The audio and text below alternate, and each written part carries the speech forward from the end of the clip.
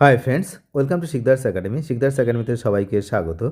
এই ভিডিওতে আমরা এসএসসি 10 নম্বরের যে কেস সেই মামলা নিয়ে আপডেট নিয়ে আলোচনা করব।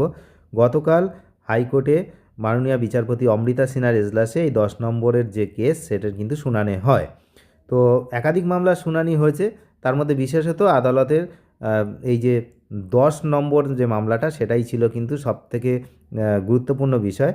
চাকরি হারানো প্রার্থীদের অভিজ্ঞতার ভিত্তিতে 10 নম্বর অতিরিক্ত দেওয়া কতটা যুক্তিযুক্ত এবং আইনত বৈধ তা নিয়েই কিন্তু মূলত দীর্ঘ সওয়াল জবাব চলে। আদালতের পর্যবেক্ষণ এবং আইনজীবীদের যুক্তি থেকে বেশ কিছু গুরুত্বপূর্ণ তথ্য কিন্তু উঠে এসছে।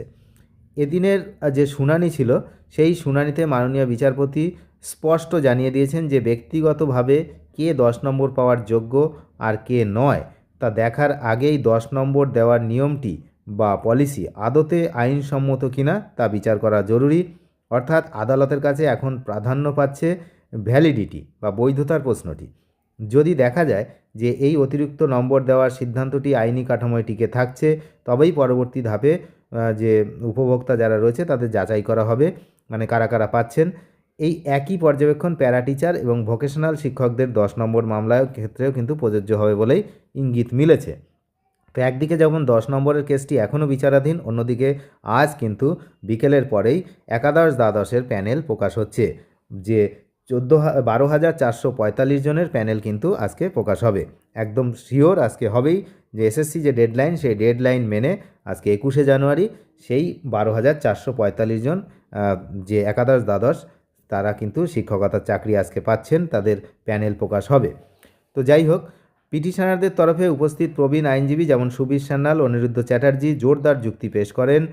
তাদের মতে যে শিক্ষকরা প্রায় 10 বছর ধরে স্কুলে পড়িয়ে আসছেন তাদের অভিজ্ঞতাকে অস্বীকার করা যায় না। এবং আইনজীবীদের কি বক্তব্য ছিল, আইনজীবীরা উজ্জ্বল চ্যাটার্জি মামলার প্রসঙ্গ টেনে তিনি বলেছেন, যদি কমিশন শুরু থেকেই ফ্রেশার এবং অভিজ্ঞ ইন সার্ভিস শিক্ষকদের জন্য আলাদা নিয়োগ প্রক্রিয়া বা সিলেকশন প্রসেস চালু করত তবে এই জটিলতা কিন্তু সৃষ্টি হতো না। 2009-10 সালের প্রাথমিক নিয়োগে যেমন পুরনো নতুনদের আলাদা করে দেখা হয়েছিল, এখানেও তেমনটা করা উচিত ছিল। সবার পরীক্ষা একসঙ্গে নেওয়ার ফলে যোগ্য বা আনটেন্টেড শিক্ষকরা সমস্যার মুখে পড়েছেন। প্রাইমারি শিক্ষায় প্যারা টিচাররা তাদের অভিজ্ঞতার জন্য অ্যাপটিটিউড টেস্ট ছাড়াই সরাসরি 5 নম্বর পেয়ে থাকেন।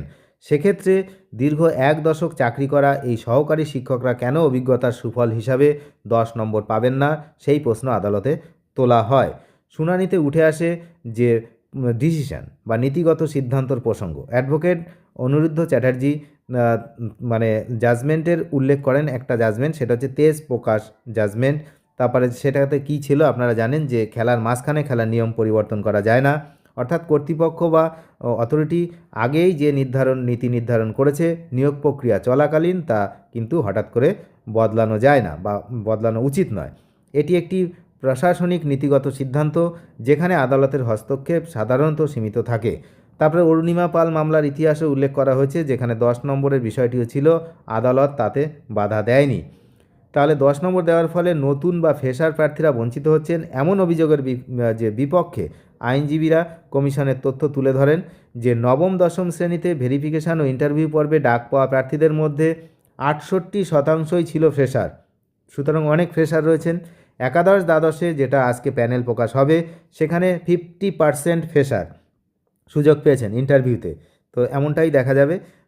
তবে এই তথ্যের ভিত্তিতে দাবি করা হচ্ছে যে অভিজ্ঞতা যেটা রয়েছে অভিজ্ঞতাদের জন্য 10 নম্বর দিলেও নতুনদের সুযোগ কোনোভাবে মানে কমে যাচ্ছে না, এমনটাই কিন্তু আদালতে তুলে ধরা হয়েছে। তো এখন বিষয়টা পুরোপুরি হচ্ছে বিচারাধীন। আর পরবর্তী মামলার শুনানির দিন ধার্য করা হয়েছে ফেব্রুয়ারি মাসের 3 তারিখ, অর্থাৎ আগামী মাসের 3 তারিখ পরবর্তী এই 10 নম্বর মামলার যে শুনানি সেটা কিন্তু তখন শুনানি হবে। তার আগেই আজকে প্যানেল প্রকাশ, একটা চাঞ্চল্যকর বিষয়। এখন ওদিকে 10 নম্বরের মামলা এখনও বিচারাধীন, এদিকে প্যানেল প্রকাশ হচ্ছে। 10 নম্বরের বৈধতা নিয়ে এখনও কিন্তু বিচার প্রক্রিয়া চলছে, তার মধ্যেই একাদশ দ্বাদশের প্যানেল প্রকাশ হচ্ছে। এখন কি হয় সেটা আগামী দিনে সেটা আমরা নজর রাখছি, কারণ যে প্যানেল প্রকাশ হচ্ছে তাদের অ্যাপয়েন্টমেন্ট লেটারে কোনো শর্ত থাকে কি না সেই বিষয়টাও কিন্তু খুবই উল্লেখযোগ্য এই মুহূর্তে। তার কারণ যেহেতু 10 নম্বরটা নিয়ে এখনও গণ্ডগোল চলছে, তো সেক্ষেত্রে এই 10 নম্বর পেয়েই কিন্তু যারা পুরনো শিক্ষক ছিলেন তারা কিন্তু এই প্যানেলে জায়গা পেয়েছেন বা পাবেন আজকে বিকেলে, সেটা প্রকাশিত হবে। তো তাদের অ্যাপয়েন্টমেন্ট লেটারে কোনো শর্ত থাকে কিনা সেটাই কিন্তু এখন দেখার বিষয়। অনেক ধন্যবাদ শেষ পর্যন্ত দেখার জন্য। নিয়মিত আপডেট পেতে চ্যানেলে নতুন হলে অবশ্যই চ্যানেলটিকে সাবস্ক্রাইব করে সঙ্গে থাকবেন। ধন্যবাদ।